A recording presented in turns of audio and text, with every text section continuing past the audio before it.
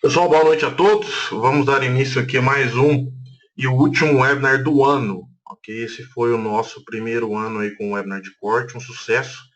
E estamos trabalhando aí junto com o professor Flávio Portela para a agenda de 2017, onde a gente tem aí a intenção de trabalhar com mais 10 webinars, talvez aí 3 ou 4, talvez 3 webinars internacionais, para que a gente explore muito o conteúdo de pesquisa e aplicação brasileiro, que ele é realmente único no Brasil. O palestrante de hoje é o Toninho, e esse projeto ele vai contar um pouco, falar um pouco do histórico dele para vocês, certamente é uma pessoa que conhece muito da pecuária. Junto conosco também o professor Flávio Portela e Rodrigo Spengler do Biftec, Flávio Portela da Exalc USP, que farão os comentários no final da apresentação. Vocês, automaticamente, quando participam do webinar, já recebem a apresentação, está na caixinha em Handouts, apresentação em PDF, e interessados, tem um link também no YouTube, onde terá a palestra gravada para posterior treinamento. Tanto a palestra gravada como PDF, treinamento técnicos de equipes, de grupos de estudos, de consultoria, de palestras que podem sim ser utilizados, por o conteúdo do material é muito rico.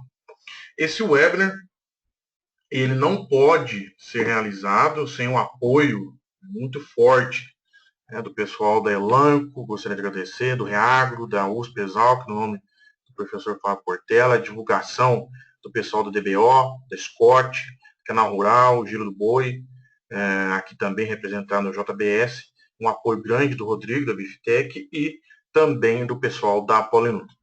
Então, o funcionamento do webinar ele é aproximadamente uma palestra de 1 hora, e as perguntas podem ser feitas nessa caixinha aí, questions, vocês podem digitar as perguntas, elas serão feitas no final da apresentação. Se alguém tiver o interesse, a gente pode sim abrir o microfone para que vocês façam a pergunta direto no microfone. Deixa eu passar a palavra aqui para o Toninho.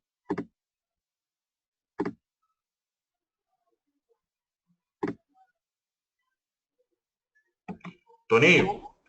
Tá me escutando? Tá um pouquinho baixo, pode falar um pouquinho mais alto? Eu vou tentar aumentar aqui. Tá me escutando? Tô sim, pode projetar aí, isso, a sua tela. Ok. Tá me escutando agora? Tá, mas tá um pouquinho baixo. Tá, continua abaixo? Eu aumentei. Continua abaixo? Alô?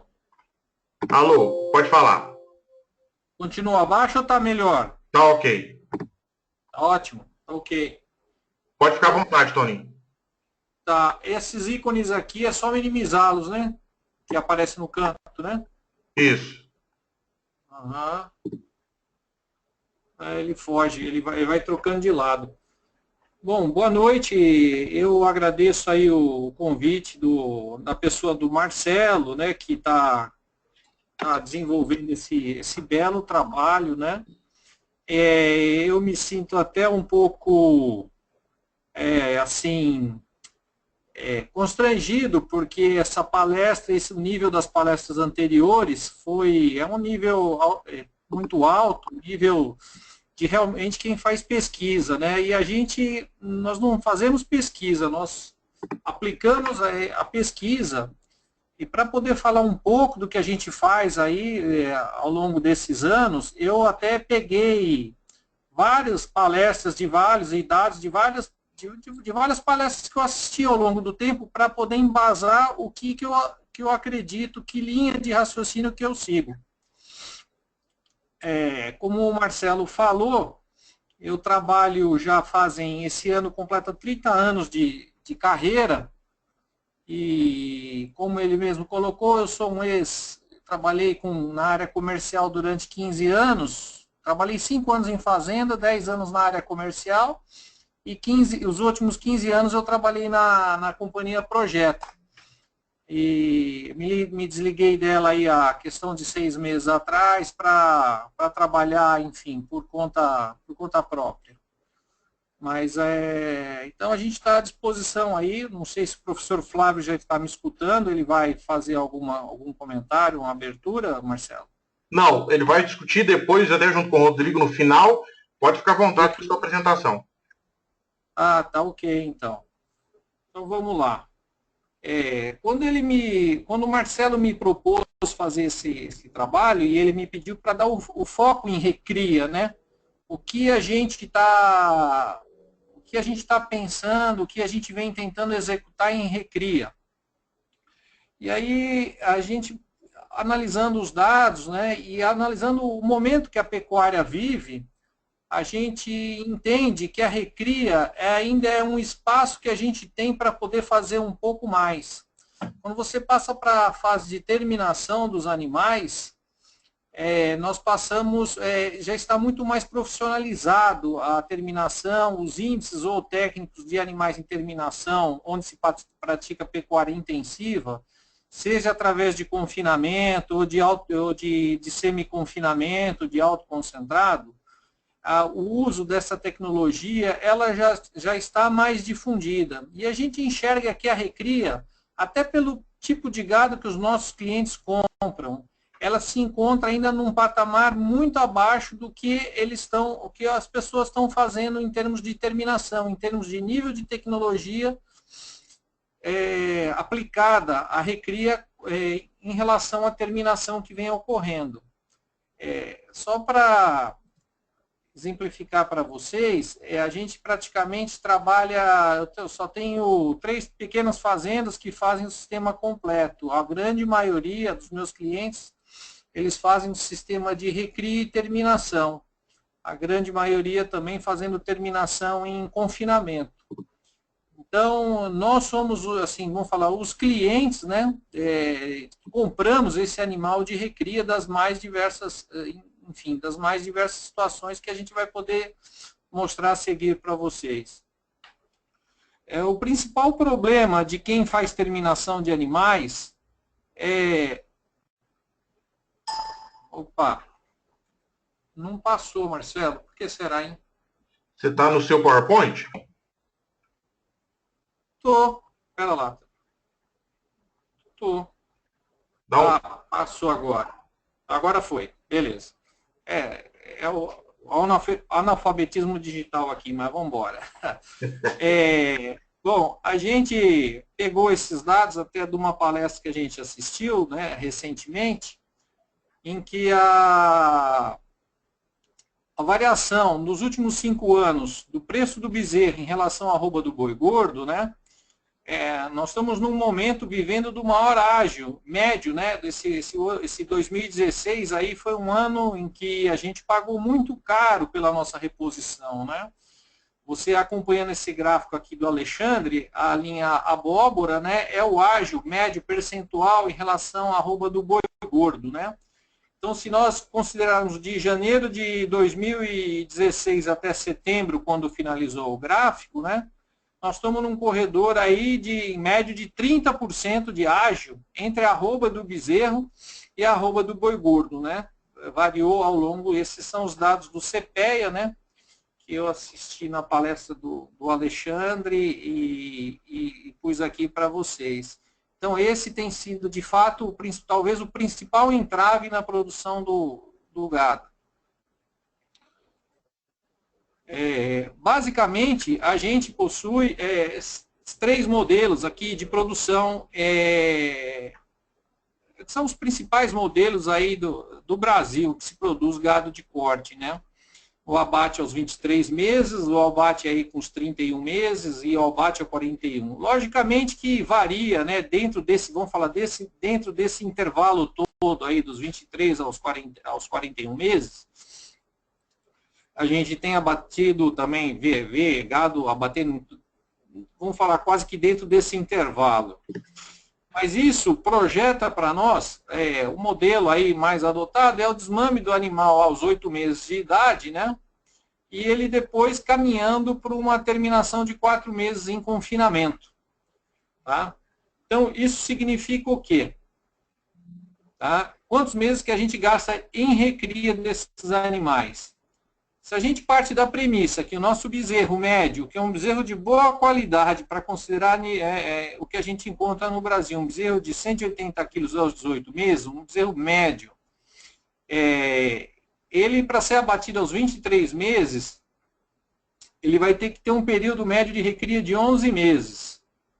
Já para um animal que vai ser abatido com 2 anos e meio, com 31 meses, ele já o período de recria dele se estenderia por 19 meses e o animal de 41 meses a 29 meses o período de recria. Então, esse seria, abaixo dessa tabela que vocês estão vendo, o GMD médio necessário para que o animal atinja os 360 quilos, que seria o peso que ele seria destinado à engorda, propriamente de confinamento ou de semi-confinamento. No caso aqui, confinamento. Né? Então, nós teríamos que ter as 545 gramas do animal com os 23 meses de ganho médio de recria. 316 com 31 meses e aos 41 meses, 146 gramas. Eu peguei e tentei traduzir isso aqui para uma situação corriqueira, que é uma situação, é o dado de uma fazenda. Na realidade, essa fazenda, ela faz o primeiro modelo, que ela faz a recria dos 11 meses. Essa fazenda, ela tem um custo médio de R$ 25,00, foi lá ditado, o custo médio de 2015, para a manutenção dessas cabeças durante esse período. Então, a gente finaliza um custo total de R$ 275,00 nesse sistema, né, de manutenção propriamente, fora o custo de alimentação, seja de suplementação, de proteinado, de alto consumo, ração, ou proteinado ou sal mineral. Então, na média, o que importa aqui mais não são os valores absolutos, mas sim a proporcionalidade. Como eu não tenho dados de fazenda que produzem com 19 meses de recria nem com 29, eu acredito que elas vão ter um custo de manutenção menor por mês do que a fazenda que a gente faz uma recria mais intensiva, por causa dos custos de se distribuir esse suplemento, enfim, infraestrutura que se exige mais numa situação de que eu vivo de fato, que é esses R$ 25,00 por cabeça. Mas o meu é 30, o meu é 35. Não importa, é simplesmente para a gente ter um parâmetro de comparação. Esse custo nosso de recria ficou em R$ 469,00 na situação atual, e colocando 6 arrobas por cabeça, que seria na situação de 11 meses. Isso me daria um custo da arroba produzida durante a recria de R$ 78,00, de R$ 96,71 na recria de 19 meses, e de R$ 110,00, na R$ 109,99 na situação de 29 meses. A gente acredita que esse custo é no mínimo isso, no mínimo. É tendência a ser, inclusive, maior do que esses custos. Veja bem que nós vamos sair de um bezerro de 6 arrobas e eu estou pagando praticamente nesse bezerro 8 arrobas. Então, a recria é o período que eu tenho que descontar, é necessário com que eu produza para descontar esse ágio todo que a gente pagou no início.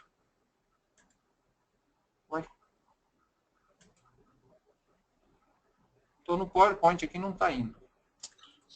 Será? Você apertou setinha para direita aí, o page down, talvez?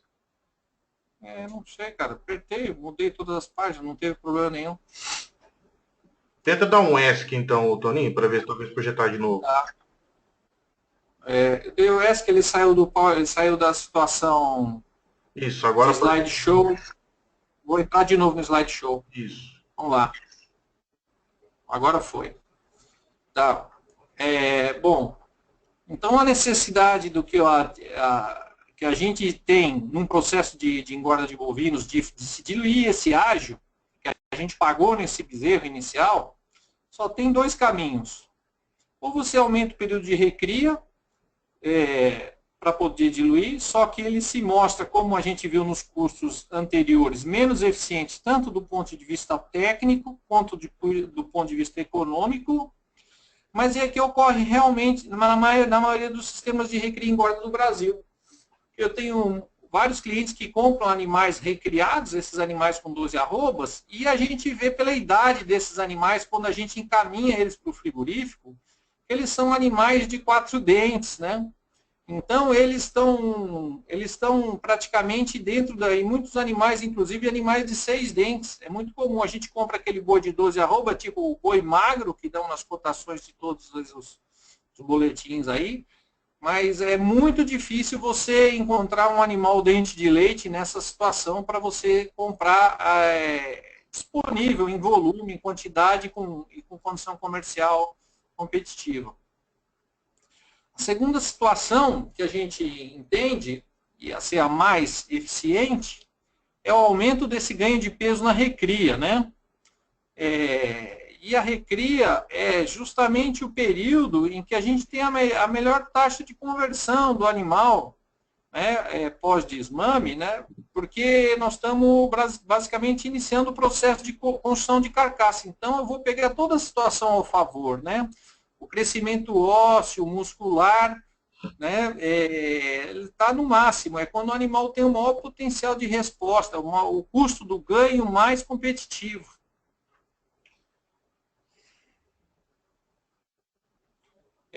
Basicamente, o que a gente entende que interfere diretamente nessa performance de recria desse animal jovem são os dois pilares, a genética e o ambiente.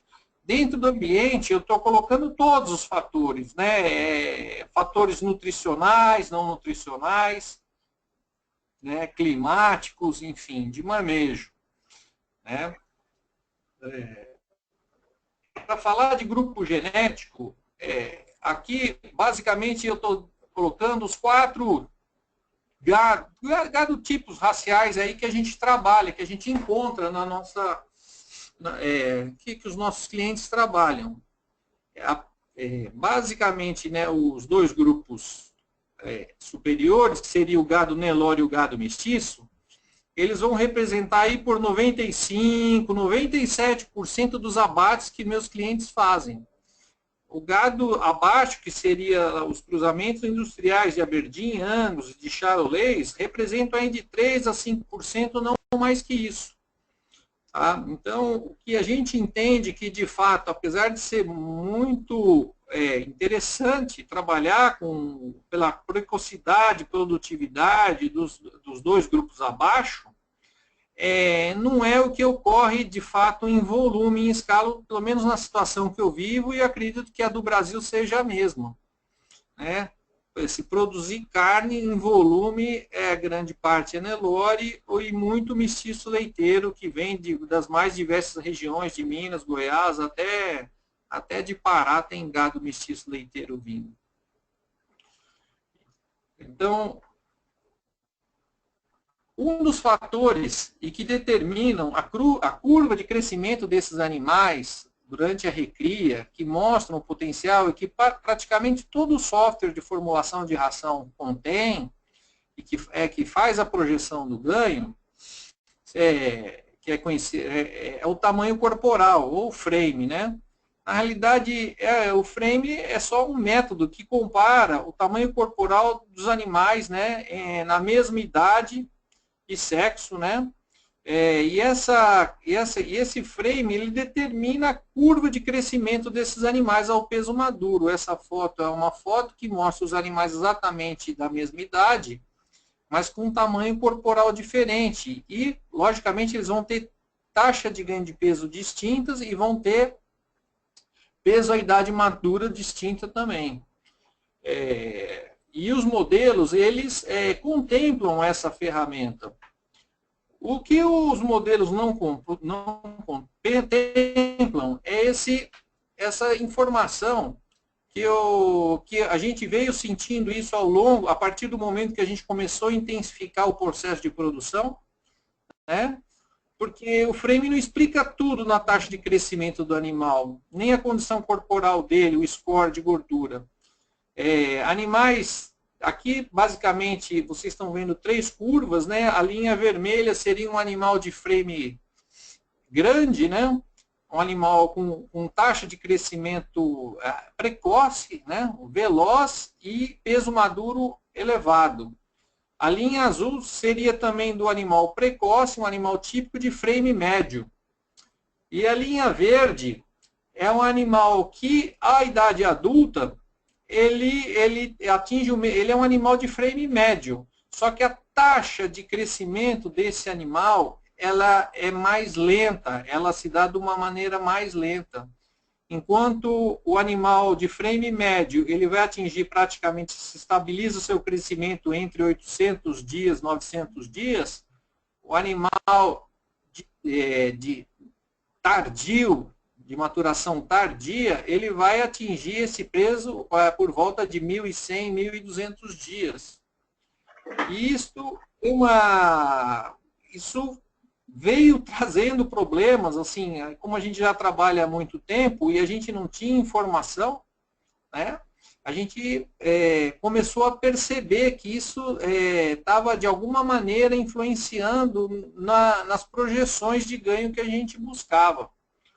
Foi quando, em 2011, eu assisti uma palestra do Pedro Veiga, e ele colocou isso muito claro para mim nessa palestra, né? A menor taxa de acréscimo de DNA do Nelore, que seria a linha verde, né? Faz com que ele vá depositar proteína nessa carcaça com menor intensidade, mas um período muito mais prolongado. E isso a gente tem visto com muita constância acontecer isso nesse gado comercial, que tem essa foto, esse tipo de gado que é o que a gente trabalha muito com esse biotipo. Isso tem um impacto muito grande na hora de você querer intensificar o sistema de produção. Nessa palestra do Pedro, ele apresentou esses dados de trabalho que eu achei muito interessantes e por isso que eu quis fundamentar para vocês o que a gente entende como ganho de peso, né? É um trabalho que os animais Nelore, em recria, tinham 265 quilos e os cruzamentos 325. A porcentagem de proteína no ganho da carcaça, em 2 regimes alimentares, com 1% de concentrado e com 2% de concentrado. Quando você está num regime alimentar do nível mais baixo, o Nelore ele deposita mais proteína na carcaça, dentro da porcentagem do ganho. No caso aqui ele está com 14,89, contra 13,85 do cimental e contra 12,52 do Angus. A partir do momento que você adensa a dieta, que você aumenta o fornecimento de ração, de energia para esse animal, a participação do ganho de carcaça, de proteína no ganho de carcaça do Nelore cai para 12,82. No caso desse experimento, 16,90. Você vê que o cimental dá um pulo para cima e o Angus também. Interessante notar que na última linha é a composição de gordura do ganho. Esses animais, o Nelore passa a depositar muito mais gordura do que os outros 2 grupos genéticos dentro do ganho total. E isso aqui é uma linguagem, é um linguajar que a gente usa muito no campo, né? Fala, isso aqui é o achatamento do animal, né? Eu fiz muito disso, já chatei muito boi, mas dados assim isolados, porque nem sempre a maioria do gado a gente mexe é um gado muito jovem, mas eu trouxe um dado de um amigo meu, que é o Igor. São dados pessoais, isso inclusive está sendo usado na tese dele, ele está desenvolvendo uma tese de uma fazenda que ele faz o acompanhamento lá, e ele teve a grandeza de dividir com a gente em números interessantes, mostrando o que isso acontece. Nessa fazenda que ele atende, estado do Mato Grosso, gado comercial Nelore. Esses animais eles são comprados entre 12 e 14 meses de idade. É interessante notar que no ano de 2014, em 5.059 cabeças, ele teve um peso médio inicial de 232 quilos. E um ano após, eles fizeram a mesma estratégia de reposição, né? Só que eles diminuíram a cabeça, o alojamento, foram para 3.700 cabeças. O peso médio foi 238 quilos. Eles fizeram uma recria desses animais. No primeiro ano, eles adensaram um pouco mais a dieta, buscando um ganho maior de peso desse animal à recria. Então, essa recria foi por um período de 80 dias. Do primeiro ano, ele conseguiu um ganho médio de 885 gramas. E no segundo ano, ele diminuiu a densidade energética da dieta, e o ganho de peso dele veio para 744 gramas, uma diferença de 16% a menos de ganho de peso. Esses animais, quando atingiram esses 80 dias, eles passaram para a dieta de terminação. E aí se comeu de 300 quilos, porque eles foram para o coxo, até os 400 quilos uma dieta de crescimento, e depois quando eles atingiram os 400 quilos, ele passou para a dieta de terminação. E o ganho de peso dos animais foi muito distante. Em 2014, onde a recria foi mais intensiva, os animais ganharam 1,46 kg por dia. Em 2015, eles ganharam 1,421 kg. Interessante que o Igor colocou para nós, que falou que a dieta de 2014 e a de 2015 é exatamente a mesma, porque é uma fazenda que faz agricultura, produz silagem, então a dieta é basicamente a mesma, tanto isoproteica como isoenergética. O peso final dos animais deu uma diferença de 5% a maior para os animais de 2015, mas olha que interessante, a redução no número de dias de se abater esses animais. Baixou de 211 dias, quer dizer, desde o primeiro dia, somando a recria, até esses animais saírem da fazenda, para 195 dias no segundo ano, no ano passado. Ele colocou em carcaça, que é de fato, vamos falar, o que importa, o que paga a conta, Ele colocou 136 quilos e 900 gramas em 2014 contra 140 quilos em 2015. O GMD total, desde o dia zero, foi 985 gramas contra 1,144 kg de 2015. O GMD em carcaça, ele produziu 647 gramas contra 722 gramas a mais de carcaça. Interessante notar que aquele animal que ele veio comendo um nível maior de energia durante a recria, ele teve um rendimento de carcaça e um rendimento do ganho superior.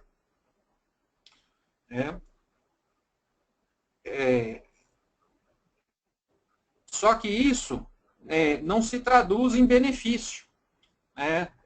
O consumo de matéria seca dos animais praticamente foi o mesmo, o consumo de matéria total foi muito diferente, porque esses animais ficaram menos tempo no coxo, A ingestão em razão do peso vivo foi menor no segundo ano, só que a conversão alimentar e a conversão em carcaça, que é o nosso número, foi muito diferente, A gente pressupõe, isso até interessante mostrar para vocês, que acredito que quando a gente sobe energia no início, a gente, além de restringir o ganho na fase subsequente, a gente vai aumentar a energia de mantença desse animal mais rápido. Isso aí acaba fazendo com que a gente tenha uma piora significativa da conversão alimentar. Né? Que nós tivemos uma conversão em carcaça de 175 quilos de matéria seca para uma arroba no ano de 2014, passando para 159,60 no segundo ano. Então tivemos uma redução significativa de 9%. E aqui tem o gráfico para a gente consegue visualizar bem o que acontece com esses animais. Por volta do dia 80, né, a virada da curva, o animal que manteve um nível energético teve uma curva de crescimento mais constante, e aquele animal que teve uma dieta menos energética, bastante proteica para se construir essa carcaça, ele depois, quando ele passou para o período de terminação, ele recuperou e ele se pôs muito à frente disso.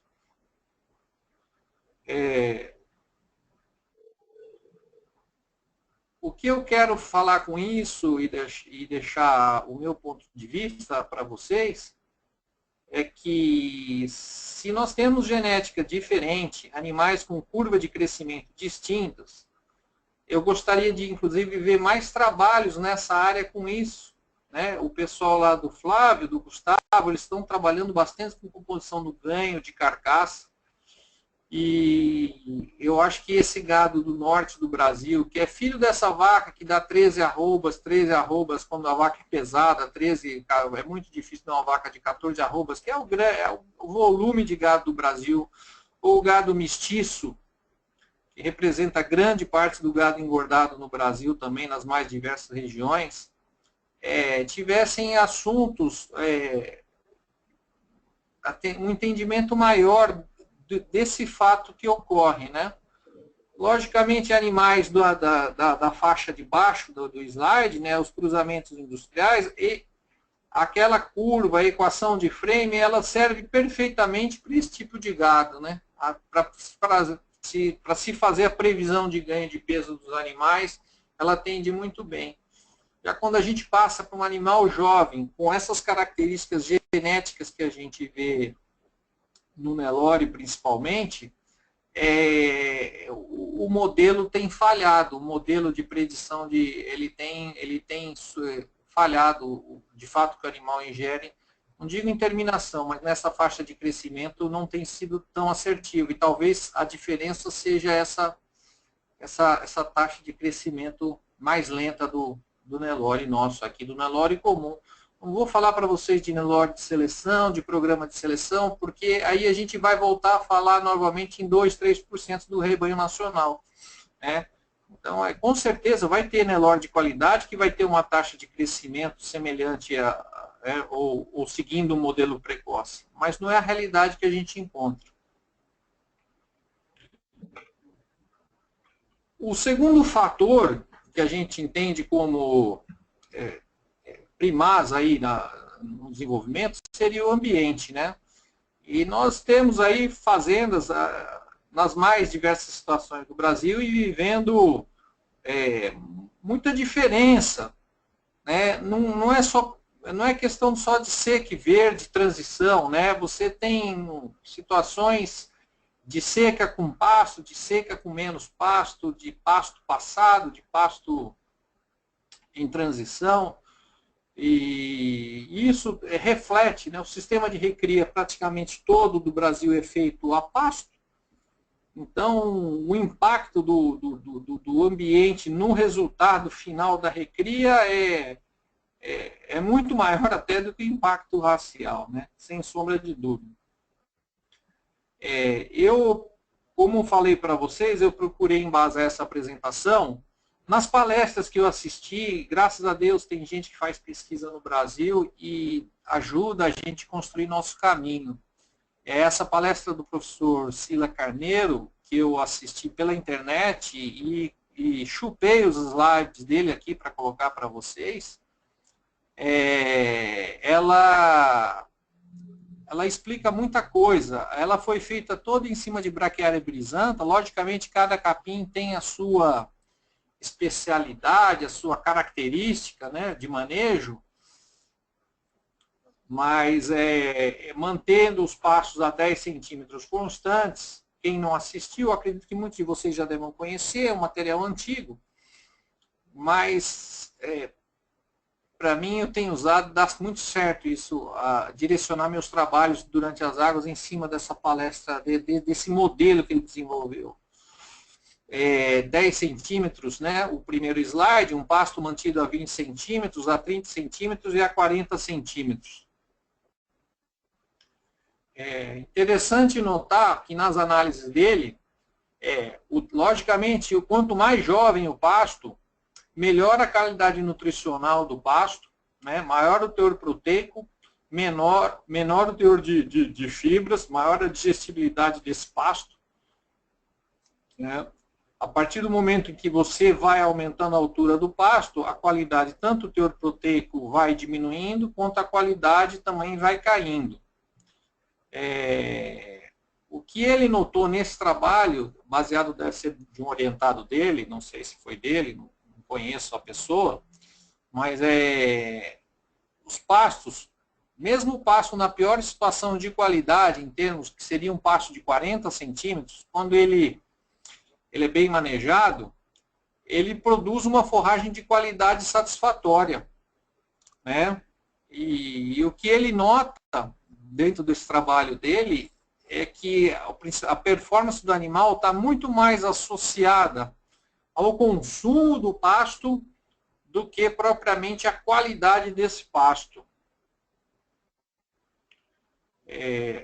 Nesse trabalho que ele utilizou no Vilhas, em recria, trabalhando com uns 4 alturas médias, ele foi aumentando a altura do pasto e o consumo de matéria seca desses animais foi subindo, né, de 1,3% do peso vivo um animal pastejando um pasto a 10 centímetros de altura, para 1,7% o animal pastejando o pasto a 20 centímetros de altura, para 1,8% a 30% e para 2% do peso vivo o animal pastejando o pasto a 40%. O impacto do consumo faz com que o ganho de peso saia de 190 gramas para o pasto manejado a 10 centímetros de altura para 930 gramas para o pasto manejado a 930 para o pasto manejado a 40 centímetros de altura. Então, com certeza, esses dados, eles nos mostram que, de fato, a quantidade aqui, no caso, faz muito mais diferença do que a qualidade da forragem. E esse trabalho dele foi tão bacana, desse rapaz aqui, que ele, quando eu vi a primeira vez, eu vi esse slide aqui, eu falei, nossa, abriu a minha cabeça para manejo de pastagem. Tamanho de bocado, né? O primeiro gráfico à esquerda mostra que um animal pastejando um pasto a 10 centímetros, ele pasteja só meia grama de matéria seca por bocado. Enquanto o animal pastejando a 40 centímetros, ele ingere 1,5 grama de matéria seca por bocado. Imagina o trabalho que não deve ter dado para eles gerarem essas informações. Quer dizer, mas um bocado representar 3 vezes a quantidade de matéria seca é uma diferença brutal. A quantidade de bocados, que seria o segundo gráfico à direita, cai de quase 50 bocados por minuto para 20 bocados. Então, além do animal ingerir uma maior quantidade de matéria seca por bocado, ele dá menos bocados por hora. Com certeza, isso, além de tudo, deve ter impacto na energia de mantença desses animais por causa do desgaste que o pastoreio vai implicar nos animais.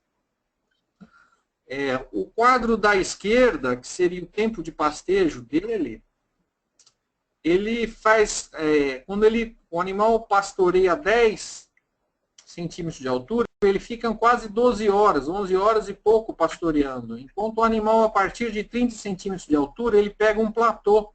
de menos de 11 horas de horas de pastejo por dia.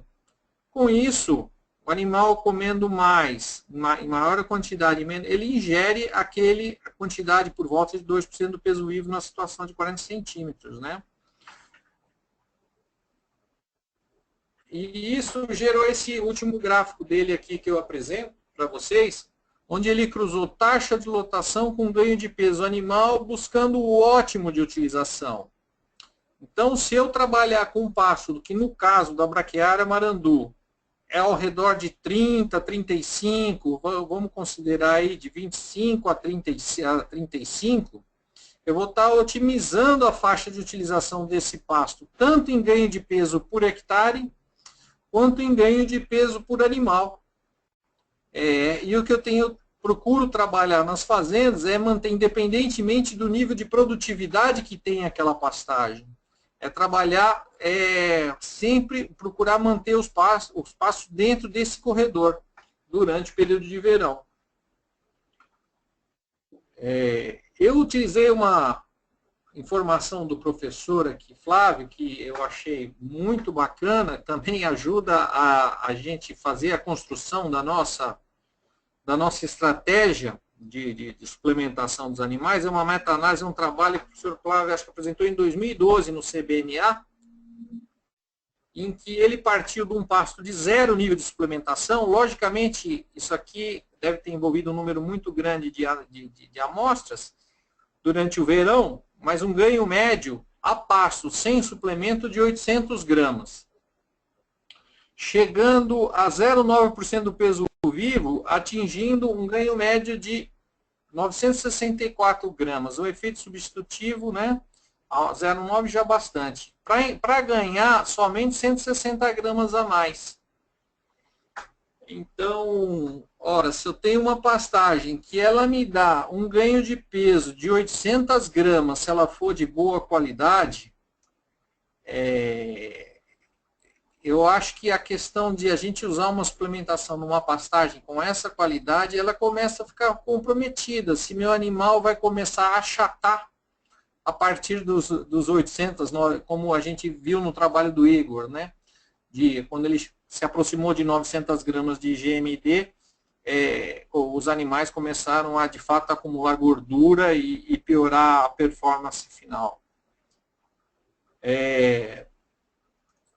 Interessante que eu peguei e separei aqui 3 situações para a gente justamente debater isso, né? Qual o potencial de resposta numa pastagem como essa que está no slide, né? A suplementação. Uma pastagem de alta qualidade, adubada, né? Que os valores nutricionais dela, eu resumi a tabela, mas está aqui embaixo. Tá? Os mesmos 11% de proteína que tem a pastagem do professor Sila Carneiro, né? Teor de FDN 57%, é uma pastagem que com certeza vai me dar as 800 gramas fácil de ganho de peso, sem a necessidade de investir. Então, logicamente, você tem todas as suas fazendas assim? Não tenho. Não, aliás, gostaria, mas não, infelizmente é muito pouco que se apresenta nesse nível ainda. Nessa situação, essa situação é uma situação de pivô irrigado, gado de cruzamento, em que eu tenho uma pastagem de altíssima qualidade, porém eu não tenho, mesmo com a adubação, eu não consigo suprir a demanda de matéria seca, a qualidade em matéria seca, em forragem, para que eu atinja ganhos maiores. Essa pastagem foi analisada nessa época, e essa pastagem apresentava 19,47% de proteína bruta. Só que a quantidade dela, para a carga que eu tinha naquele momento, ela não era suficiente para atender a demanda de todos os animais. Ela atenderia sim, só que os animais, por não ter opção de seleção, eles reduziram de fato o ganho deles ali na época para 500, 600 gramas. Então, uma pastagem de alta qualidade e eu tenho limitação, né? Nós já estávamos com um nível de adubação extremamente elevado, se encontrava no momento já de março que a adubação já não iria responder, a gente optou por fazer a suplementação, por substituição mesmo. Para quê? Para manter a performance dos animais. Então, é antieconômico? Naquela situação, não foi antieconômica, né? Sempre, como a gente não trabalha com pesquisa, a gente sempre faz muita análise, quanto que eu vou pôr para quando eu vou retirar. E a suplementação do pasto nessa condição que faltava pasto para atender a demanda dos animais, ela se mostrou muito interessante. Essa terceira situação, interessante que, veja bem, é exatamente a mesma fazenda que se encontra na primeira foto, onde a gente não recomenda a suplementação. Aqui também nós estamos no verão, o pasto não tinha condição de fornecer nutriente para que eu tivesse uma performance maior. Então, nessa situação, a gente recomenda que se faça a suplementação. Como eu tenho uma pressão menor, aqui no caso a gente já na realidade trabalhamos nessa situação aqui já com uma suplementação aditiva, não substituindo forragem, mas sim potencializando o consumo dela. Haja visto que o valor nutricional dela é mais baixo, é terra de cerrado, degradada. Se você fizer as análises, o baixo teor de nutrientes da forragem, a suplementação é extremamente interessante nessa, mesmo durante o verão. Então, eu não acredito em modelos assim engessados. Você tem que analisar o cenário, analisar o gado, no meu ponto de vista, né, o potencial de crescimento desse gado e qual a estratégia de suplementação mais assertiva para aquela situação, né?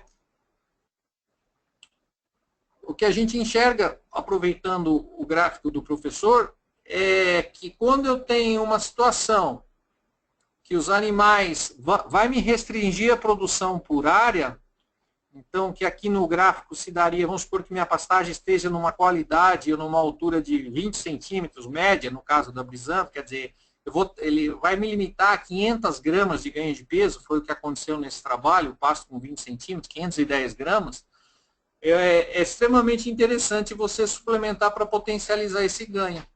Com suplementação de 0,3% do peso vivo, enfim, de acordo com a estratégia, com as possibilidades, né? Muitas vezes a gente tem até o interesse de potencializar, mas falta coxo, falta estrutura na fazenda, né? Nós não conseguimos, quando você trabalha em implantar, intensificar todos os passos, e que muitas vezes criar estrutura para que você possa subir o nível de concentrado a pasto nesses animais, né? Então, muitas vezes, se eu consigo trabalhar, se eu consigo já sair do sal mineral para passar para o proteinar de 1 grama, já é uma evolução. Talvez a situação mais que justificaria trabalhar com um suplemento de 0,3 para ter uma performance maior, mas às vezes a infraestrutura da fazenda é precária, não atende. Então, a gente vive muito de tentar adequar a tecnologia, mesmo sabendo que às vezes ela não teria situações melhores, mas a infraestrutura não permite essa evolução.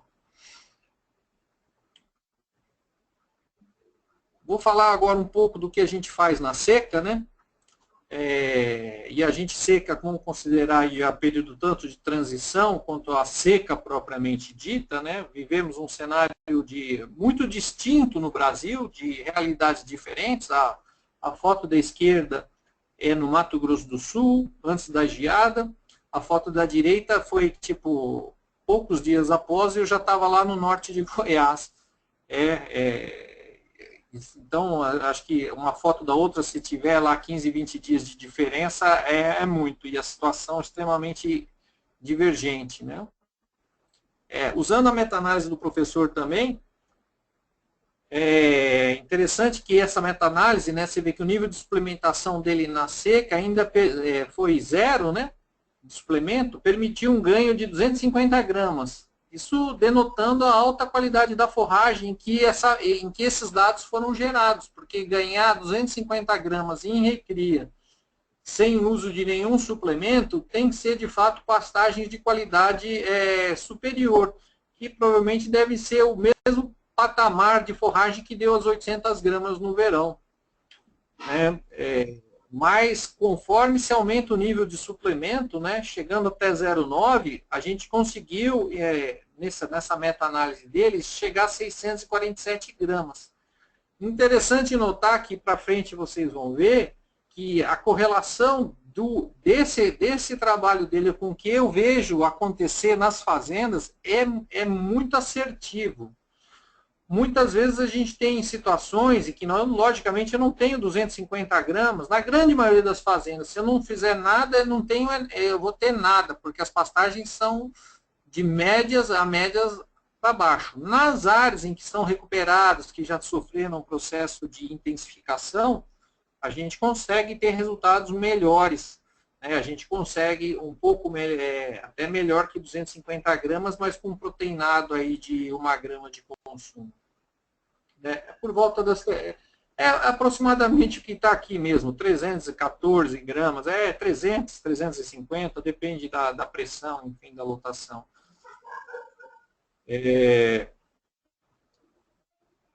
E essa situação que eu coloco para vocês, isso aqui é estado de São Paulo, depois do dia 17 de junho desse ano, isso aqui na região de Bauru, né? Esses pastos estavam verdes, aí nós tivemos aquela sequência de geadas, né?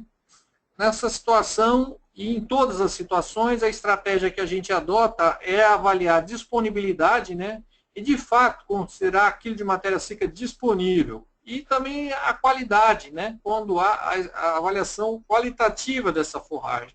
Então, a necessidade de implantação de programas de suplementação, eu não acredito que se não ocorrer visita, né?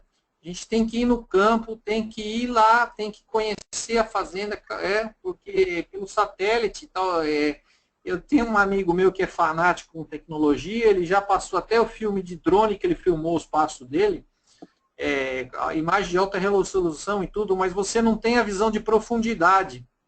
Então, eu ainda acredito que a gente tem que pôr botina e andar bastante. O que eu mais faço é isso. Para ir ver a situação do pasto, de fato, onde que você vai implantar o sistema, né? E qual o nível, qual a proposta, né? Qual a proposta de ganho que você tem nisso.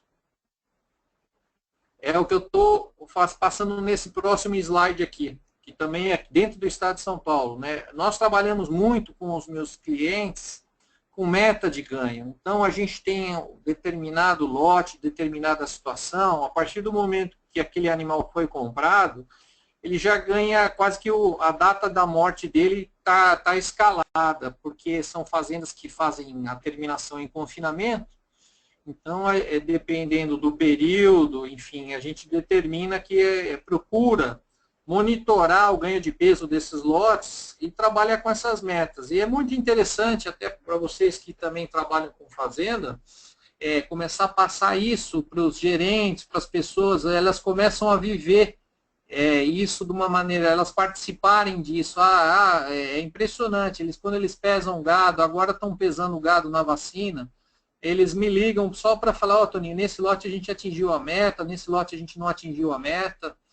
Isso é uma fonte de aprendizado, né?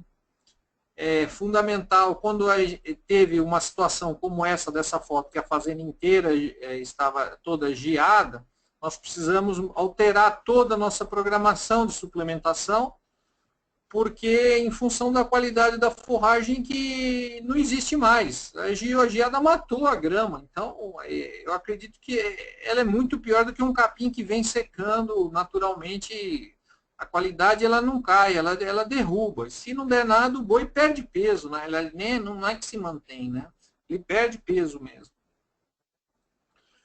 Essa primeira fazenda, né, quando a gente viu esse cenário e dentro do nosso objetivo de peso programado para se atingir determinado peso, para que os animais entrem no confinamento, os 360 quilos de peso, que é o que a gente quer levar os animais para o coxo, nós fizemos a avaliação e após o dia 17, gastou lá tipo uns 10 dias até instalar os coxos, a estrutura toda necessária que foi para suplementar esses animais.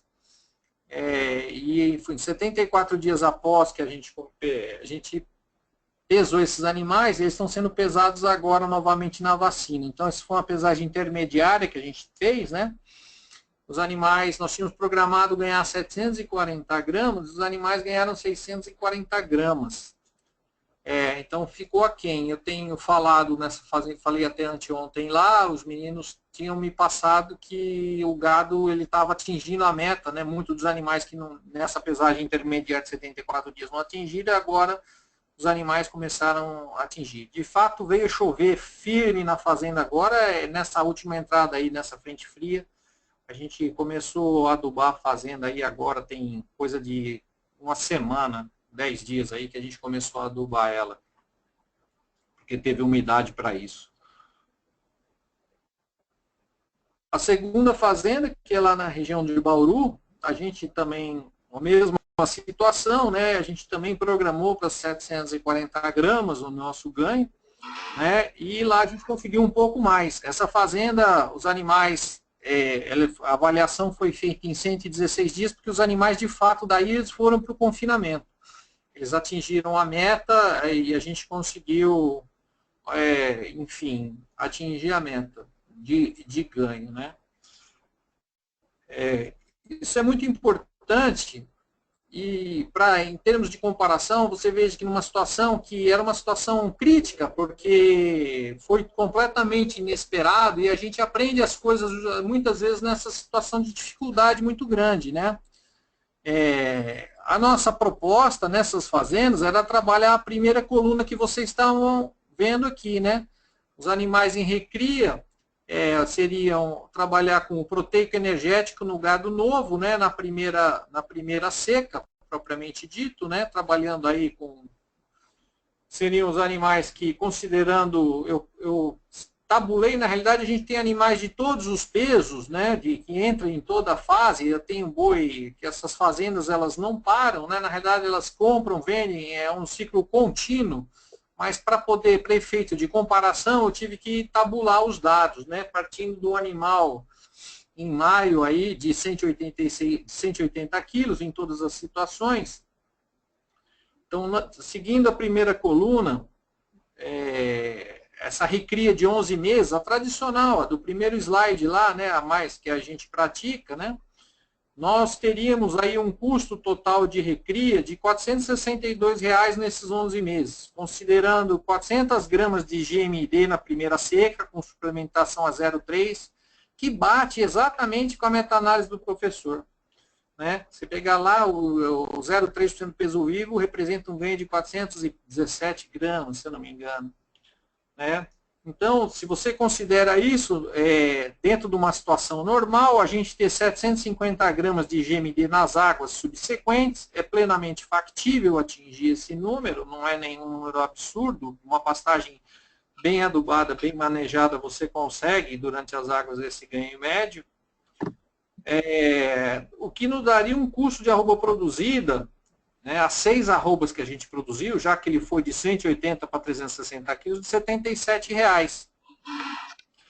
Isso aqui, considerando que a nossa arroba hoje está ao redor de R$ 150, eu teria uma produção de receita desse animal sem considerar juros, somente os custos de produção propriamente dito, administrativo e tudo, de R$ 437. Veja bem, se eu comprei 6 arrobas e paguei 8, então eu tenho que pagar R$ 300 para diluir essas arrobas. Nessa situação normal, me sobraria R$ 137, já que eu gastei os 300 para diluição das 2 arrobas que eu paguei de ágio. Seria a situação que a gente vinha praticando, enfim, A segunda coluna foi a situação que a gente viveu.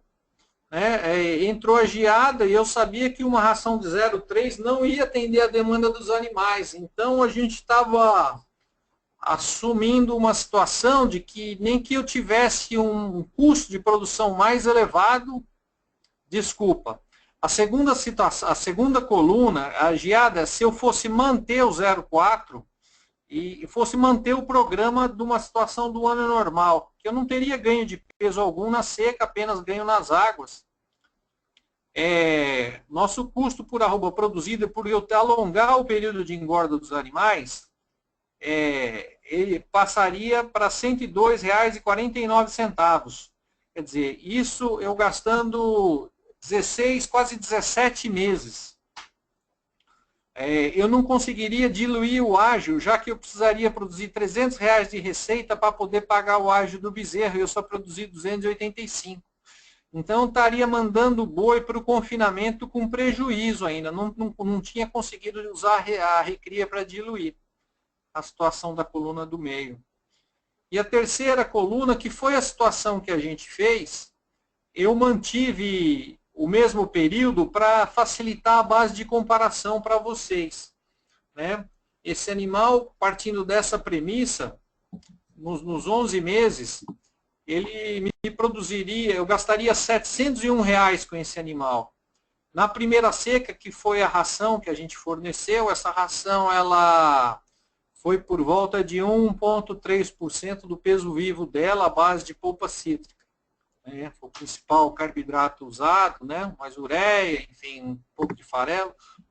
Essa ração, ela me proporcionou, para manter o mesmo período, eu colocaria 8 arrobas nesse animal, né? E não a 6. O meu custo por arroba produzida, com certeza, ele aumentou, usando a base de comparação. Ele passou dos 77 numa situação normal para 87,69. Mas como eu produzi 2 arrobas a mais do que na situação dita padrão, eu produzi R$ 498 de receita, né? Se eu descontar as 300 do ágil, me sobra praticamente R$ 200 já de resultado nessa situação. Só vale a pena frisar que vocês estão vendo o peso médio final da última coluna lá em 402 quilos, que como o ganho de peso é maior, então logicamente ele vai ficar ao mesmo tempo. Das 2 fazendas anteriores que eu mostrei, a primeira fazenda, os animais eles estão saindo para o coxo não com esse peso, eles estão saindo mais leves, na hora que eles dão 360, 370, eles estão indo. Já na segunda fazenda, em que atingiu a meta do ganho, os animais eles estão saindo nessa faixa, eles estão saindo até mais pesados um pouco, eles estão saindo com 420, 440 quilos de peso. Então, eu acho bem interessante. Se essa situação serve para o Brasil inteiro, não, eu não sei, cada lugar tem a sua conta a ser feita. Mas a gente não pode abrir mão de querer potencializar. Muitas vezes isso vai ser, e para mim, né, para a nossa situação desse ano, foi a tábua de salvação, porque a gente conseguiu, nós estávamos com um pepino na mão com a geada, né? Se eu ficasse na situação da suplementação convencional, eu ia atrasar pelo menos aí 7 meses, 6, 7 meses a minha reposição. E num sistema intensivo, a gente não pode se dar o luxo de ter essa... de poder esperar 6 meses para mandar o boi para o confinamento, né? A necessidade de gerar receita é maior. Como consideração final, eu gostaria de deixar bem que a mensagem para passar a vocês, né, que essa fase de recria dos animais de 12 a 18 é para a gente construir carcaça, ganho de massa, no meu ponto de vista, ganho de massa magra, né? E eles são muito eficientes em fazer isso. A gente, na realidade, nós jogamos o boi fora, porque o que a gente vê no Brasil, o boi que eu vou comprar, que meus clientes que fazem terminação direto vão comprar, nós vamos comprar um boi de... Quando a boiada é boa, é 30 meses, mas a mediana que a gente compra é gado de 36 meses, que vai ter 12 arrobas. Muitas vezes é muito difícil comprar um gado novo com isso. Investir, no meu ponto de vista, como consultor, investir em qualidade, quantidade de pasto, é o que traz mais retorno da atividade. Você investir em suplementação é fantástico, ela potencializa o desfrute, né? Ela maximiza o aproveitamento das pastagens, mas a base é o pasto, e eu não vou fugir dele, né? vamos usar ração quando a meta necessária for necessário o uso de ração. Se eu conseguir atingir, mantiver a minha pastagem de alta qualidade por um período mais prolongado possível, eu vou conseguir fazer um ganho barato. E é o que a gente está buscando. É bom, gente, eu acho que o que eu tinha para falar para vocês é mais ou menos isso aí, e a gente está à disposição para escutar o que vocês pensam.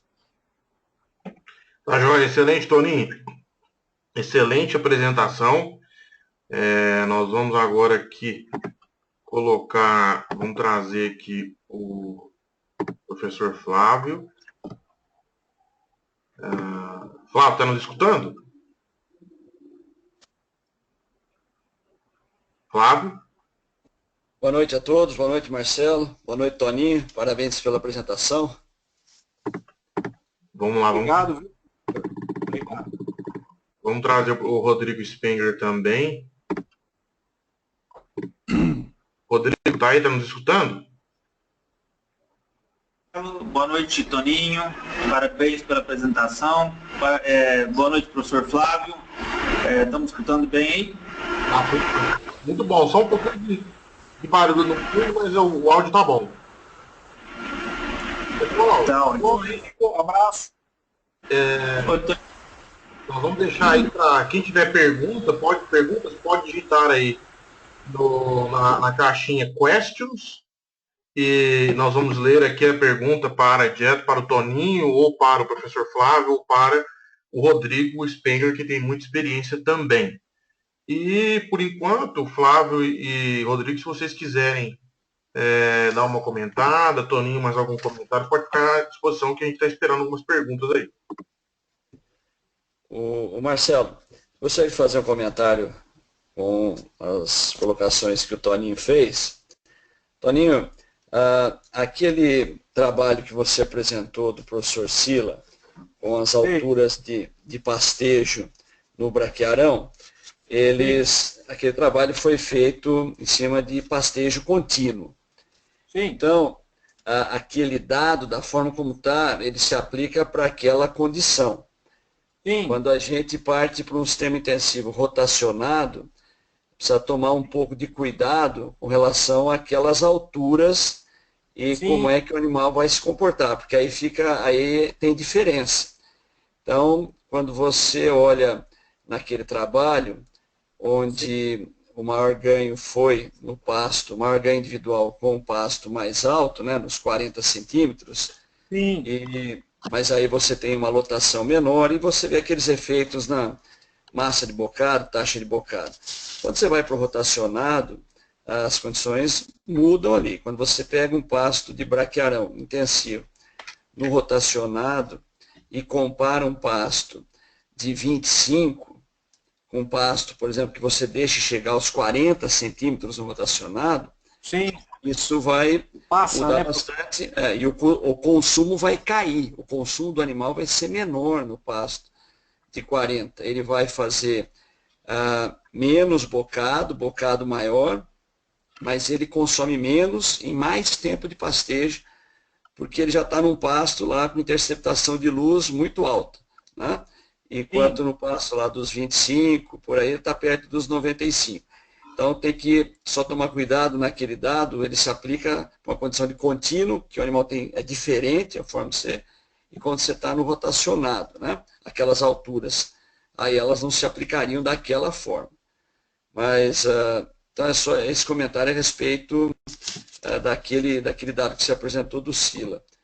Com relação à meta-análise que se mostrou, de um trabalho que a gente apresentou no CBNA, tem uma meta-análise mais recente que a gente apresentou no simpósio de pastagem da Exalc, eu acho que há 2 anos atrás, aliás, no último simpósio, ele foi no ano de 2015, se eu não estou enganado, 2014, mas 2015.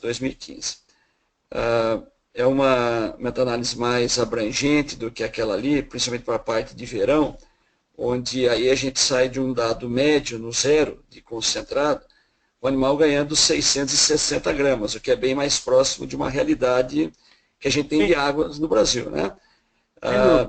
Aí dá para comparar as respostas, as curvas de respostas são muito diferentes. É importante frisar aquilo que você falou naquele gráfico. Quando o animal está ganhando somente em pasto 800, 850 gramas, a resposta à suplementação é pequena e o risco é grande, né? Você teve que pôr 1% do peso vivo para o animal ganhar 180 gramas adicional, o que dificilmente se paga, né? Sim.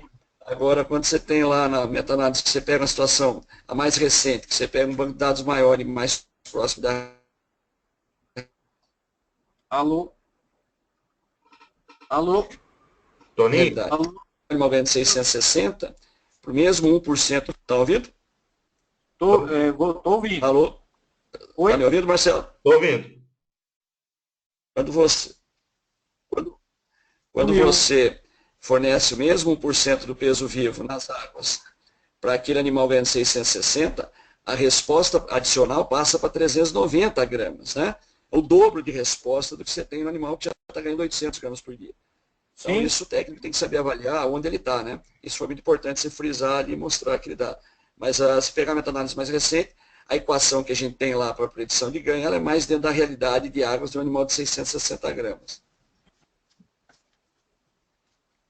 Sim, sem dúvida, é aquilo que eu coloquei até na palestra, né? Uma pastagem, uma meta-análise com 800 gramas de ganho de peso médio nas águas é realmente o universo, né, de pastagens de altíssima qualidade. Como 250 gramas na seca também é uma pastagem de altíssima qualidade e a gente, na prática, a gente não tem essas situações em muitos locais. O que acontece... Pois não. O que acontece naqueles dados de pesquisa de seca é que muitos dos experimentos de seca, o indivíduo faz um controle muito bom de vedação do pasto em fevereiro, um controle de lotação, manter a lotação baixa. Então, aí que ele consegue aqueles 250 gramas, o que a gente não consegue na fazenda, não acontece daquele jeito.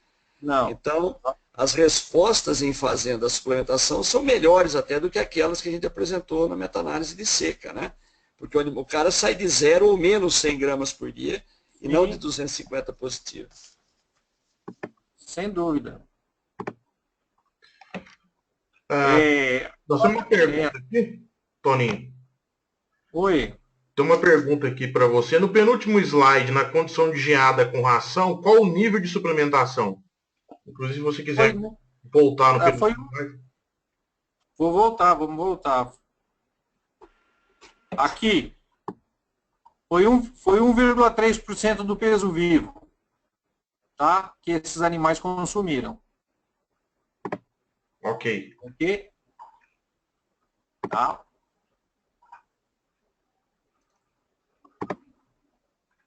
Passou um pouquinho, por volta disso aí. Por enquanto, eu estou sem pergunta aqui. Se o Rodrigo ou o Flávio quiser fazer mais algum comentário, ou o Toninho também, pode ficar à vontade. Bom, eu fiz algumas anotações aqui. Então, em relação às simulações de custo de produção de arroba em recria, que o Toninho simulou com 11, 19, 29 meses, eu gostaria só de acrescentar que ali a conta está do indivíduo, né? Mas tem outros ganhos maiores que existem também quando você analisa o sistema de produção como um todo, que é o aumento de lotação por ter animais mais leves na propriedade, no sistema de 11 meses em relação aos sistemas de 19 e 29 meses, que isso por si só, por existirem mais animais na propriedade, você consegue ter um ganho aí, dependendo da comparação do sistema de produção, de 15% a 25% a mais de animais e, por consequente, de produção de quilos de carne por hectare, né? Então, é um outro ganho que pode ser acrescentado aí quando você trabalha com sistemas de produção de animais mais jovens, né? Aproveitando mais, diluindo mais essa energia de mantença, tendo ganhos mais elevados por dia. Estão me ouvindo aí? Estão te ouvindo, pode ficar à vontade, Rodrigo. Perfeito, Rodrigo, perfeito. Tá ótimo. Bom, em relação ao trabalho do Igor, eu não conheço o contexto que foi realizado, a gente sempre compara dados também de um ano para o outro, mas mesmo que você tente padronizar ao máximo, em fazenda é complicado, às vezes, você comparar resultados entre anos, né? A gente tem algumas experiências também, por mais que você faça tudo igual, em fazenda você não controla todas as variáveis, e por mais que seja um N bom, então, se estar um pouco contaminados, né? Mas, de qualquer forma, mostra uma tendência. Eu acho que teria que avaliar, talvez, mais anos, mais dados, para começar a ter uma confiabilidade melhor, né? Eu digo isso em relação à magnitude dos números, das diferenças. Bom, a gente que está na consultoria também no campo, assim como o Toninho, uma preocupação grande nossa é que a gente tem compromisso com o dinheiro do cliente.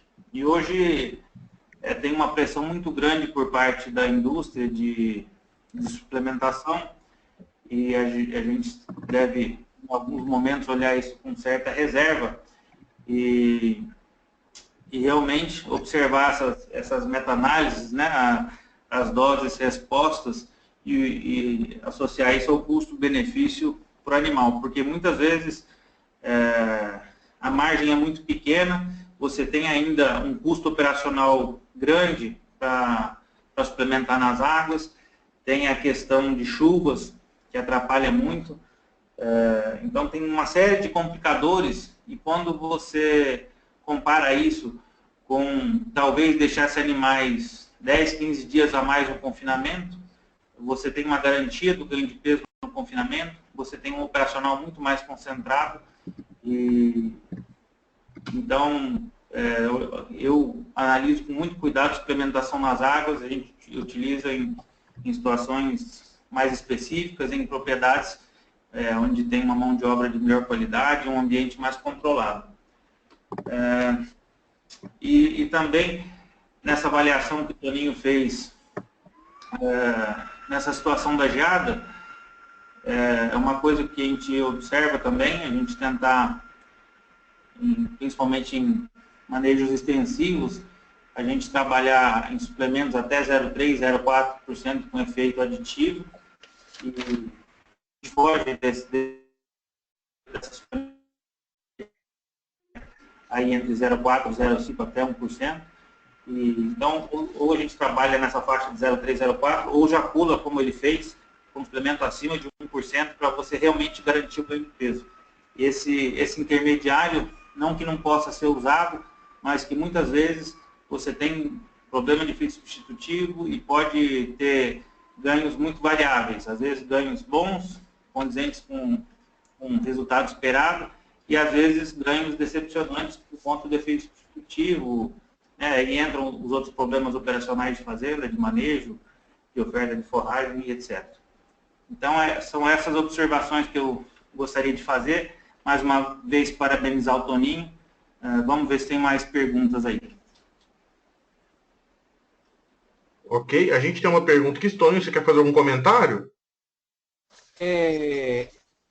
Com relação à colocação do professor Flávio em relação lá ao trabalho do professor Sila, é porque, de fato, a maioria das fazendas que a gente trabalha, Flávio, são áreas grandes e não estão nesse nível de intensificação de 4, 5 unidades animais, né? Mas a gente sabe disso, de trabalhar nos 95%, né, de interceptação.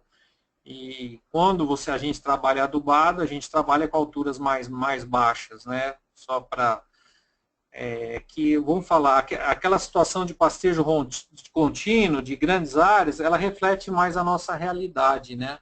Por isso, na realidade, não é uma palestra sobre pastejo rotacionado, mas simplesmente tentar fundamentar a gente aproveitar mais a pastagem e fazer justamente isso que o Rodrigo falou, né? Nós somos literalmente nossos clientes bombardeados para usar a ração sem critério, né? Sem assim, porque o fulano está dando e a gente não entende que é por aí a produção de carne, né? A gente vê muita ração, os produtos como uma ferramenta, que em muitas situações é interessante. Trabalhar com um biotipo desse e eu fazer o boi ganhar nas águas, que eu já fiz isso, né? Fornecer suplemento aí em pastos de alta qualidade, fornecer 0304, ele teve 180 dias de ganho de mais de quilo por dia, animais em recria. Só que quando ele foi no confinamento, aconteceu o achatamento que a gente vê na situação do Igor. Eu vivi isso em muitas situações, mas não tinha um comparativo dessa amplitude que o Igor colocou e cedeu para a gente. E, de fato, falta estudo nessa área, né? A gente tem aquele trabalho só do pessoal de Viçosa lá, mostrando a diferente da composição do ganho, e não tem mais nada refletindo. E eu já paguei muita conta de forçar a ração e achatar o gado. Então, talvez fique para pesquisa isso, de determinar esse ótimo, né? Nós colocamos 750 gramas, 700, porque é a média de ganho de peso das fazendas que manejam bem pasto, que a gente vê 800 gramas. E quando eu fui para quilo, 900 gramas, a genética que eu tinha na mão me decepcionou depois na segunda fase, né? Era isso que eu gostaria de comentar. Tá, a gente tem algumas perguntas aqui, Toninho, vamos lá.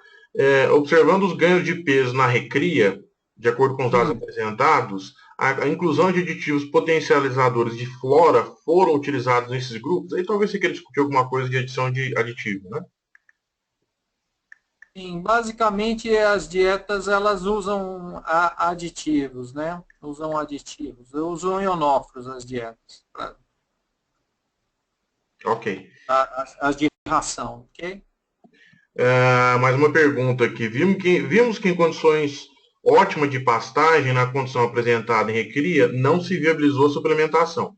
Você acha possível fazermos como em bovinos leiteiros, uma suplementação proteica pensando em crescimento sem achatarmos o animal?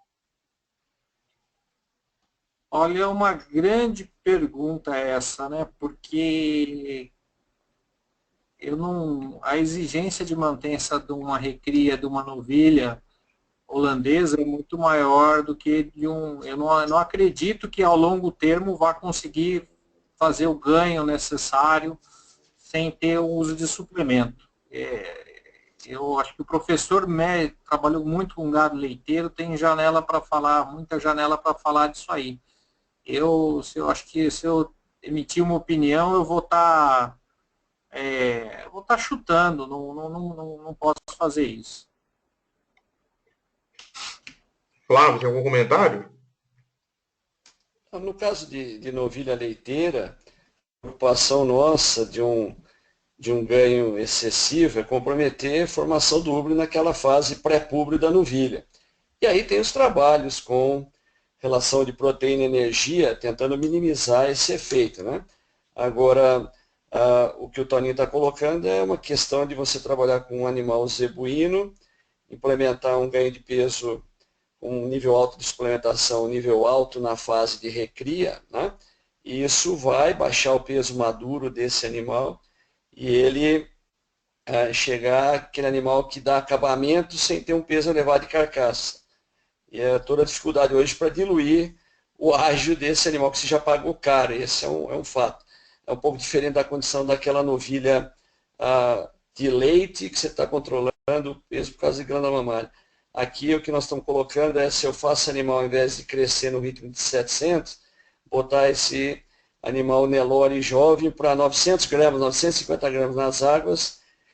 Todos os dados, de modo geral, a maior parte dos experimentos de suplementação, que depois o animal foi terminado em confinamento, e a meta-análise que foi apresentada aí, publicada pelo pessoal de Oklahoma, a questão de 2 anos atrás, mostra que o animal que é suplementado na recria e ganha mais peso, quando ele vai no confinamento, ele ganha menos do que o animal não suplementado. Mesmo assim, o animal não suplementado ainda consegue chegar com um peso maior lá na frente. Mas precisa ter genética para isso.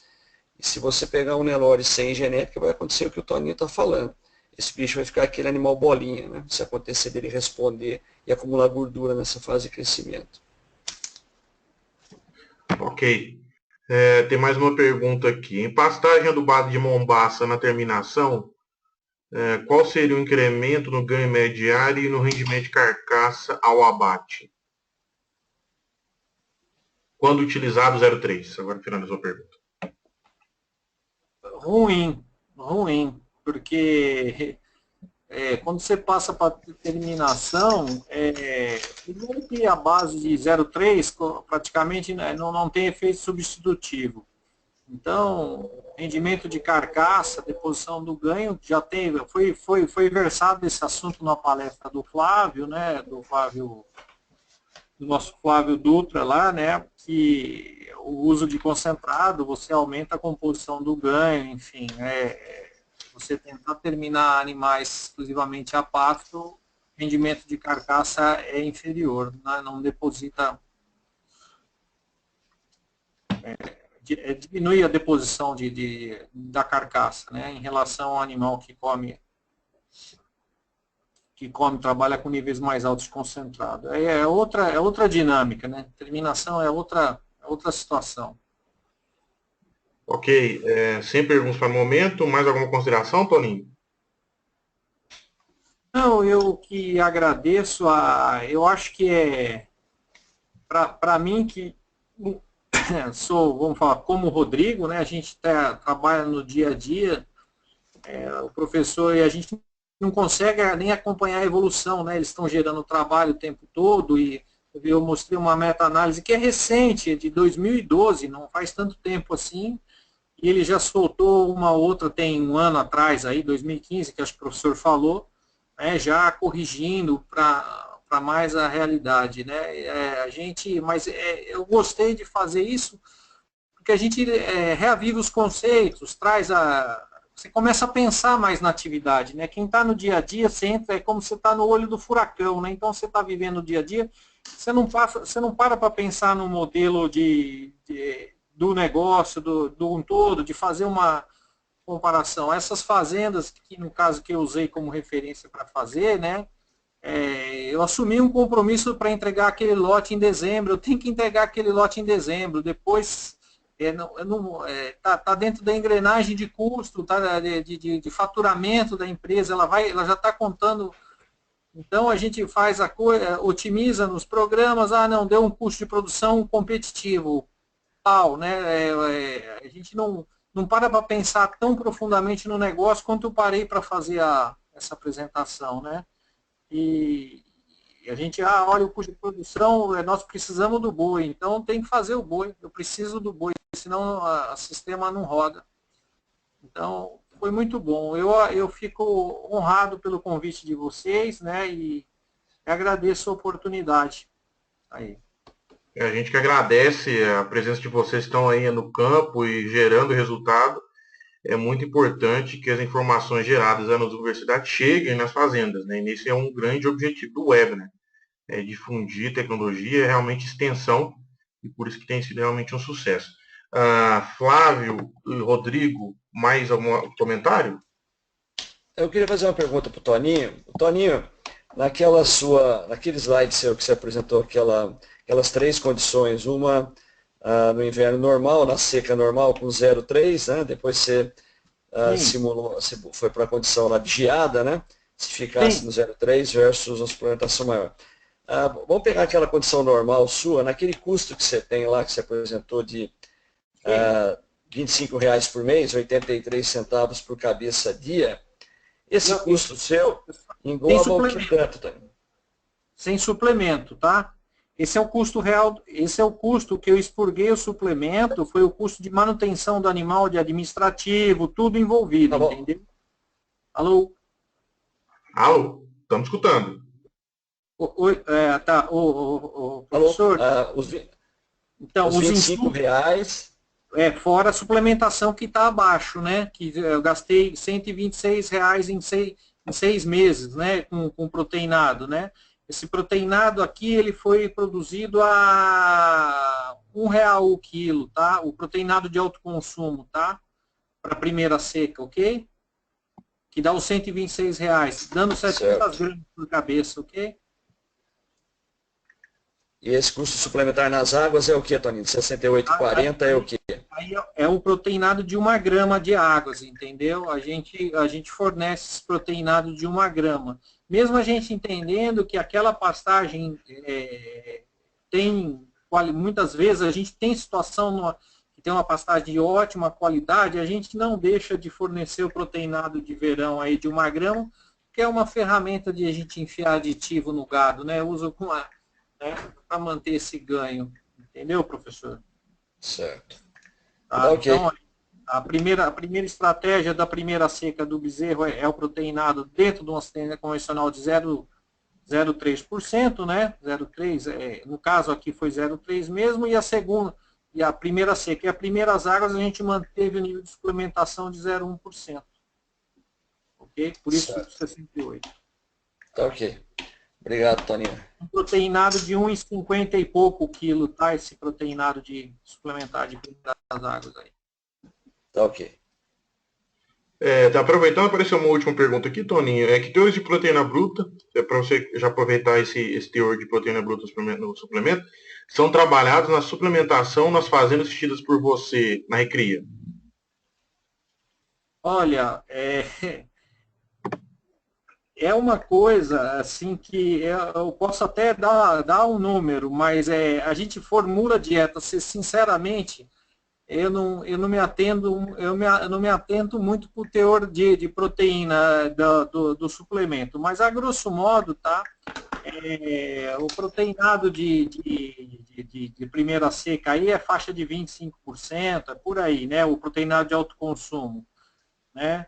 O proteinado de águas também é nessa faixa de 25% de proteína, 25%, 30% de proteína, tá? Vamos considerar assim. A ração, se eu não me engano, ela fechou com 21% de proteína, uma coisa assim. Tá? A ração que eu usei no caso na situação da geada, que o nível de inclusão estava lá em cima de ração, né? Então a gente coloca no modelo, enfim, tenta estimar a ingestão de pasto, que é um grande desafio para nós, profissional, saber o que o animal vai conseguir extrair daquilo, por isso das margens de erro, né? A gente previu 740 gramas e ganhou 640, né? Com certeza é culpa do nutricionista isso, né? De alguma maneira eu devo ter estimado alguma coisa além do que foi, os animais não responderam numa situação. Já na outra, foi mais assertiva a estratégia suplementar. Então, não são rações tabeladas, né? Eu acho que as pessoas têm que trabalhar o sistema, avaliação de quantidade, qualidade e formular o suplemento para aquela situação, né? Eu acho que é muito mais do que pegar uma tabela de preço de fábrica de ração, usa esse ou aquele, né? Eu acredito que o Brasil tem muito profissional bom para fazer esse tipo de trabalho, um trabalho muito mais direcionado para a necessidade real do cliente. Ok. Pessoal, excelente. Eu queria agradecer ao apoio muito profundo aqui do pessoal da Elanco, do Leagro, o Rodrigo aqui do Bifitec, pessoal da DBO, JBS, Sport Consultoria, Canal Rural, Giro do Boi, Polinutri e o professor Flávio aqui representando a Exalc. Também queria agradecer muito o Toninho pela participação desse último webinar do ano. Nós estamos aí preparando mais aí 8, 10 webinars para o ano que vem, nesse mesmo modelo, né? Escolhendo aí alguma pessoa que possa contribuir, como o Toninho contribuiu muito bem nesse webinar. O vídeo e o PDF eles estarão à disposição no site do 3R Lab ou diretamente no YouTube. Eu acho que no Facebook também está lá todos os links para depois vocês realizarem o download e servir aí para treinamento, como muitos têm utilizado e muitos que não conseguem participar no ao vivo têm participado em algum momento off, né? Têm utilizado o material para treinamento. Flávio, muito obrigado mais uma vez pelo seu seus comentários, por ter aceitado o nosso convite. E nós realmente fizemos 4 webinars esse ano piloto.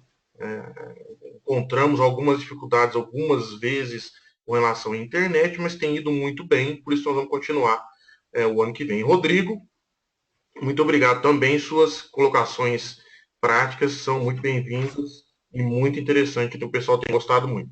Se quiserem fazer mais algum comentário final para a gente terminar, pessoal?